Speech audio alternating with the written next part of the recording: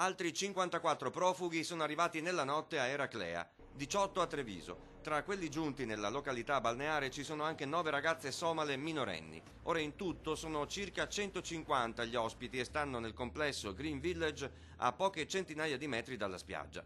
Preoccupazione in città per il fatto che girano per i negozi. I commercianti dicono di non essere stati bene informati sul loro stato di salute. Scabbia è la parola che fa paura. Gli organi competenti hanno detto che la scabbia, questo non c'è, hanno dato delle garanzie, però quando la cosa succede è già troppo tardi.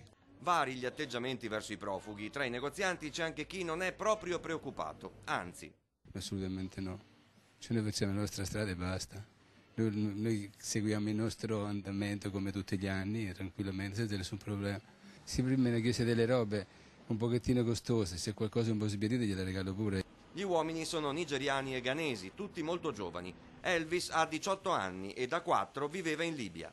Sono felice di essere qui, sono scappato dalla guerra civile della Libia, ma ora sono felice. Cerco lavoro come operaio edile, in Libia costruivo case e mantenevo la mia famiglia in Ghana. Mio padre è morto, mia madre non ha un lavoro e ho 3 sorelle più giovani. Tra gli eracleensi resta il dilemma sui profughi, accoglierli o è bene tenerli alla giusta distanza da spiaggia e turisti.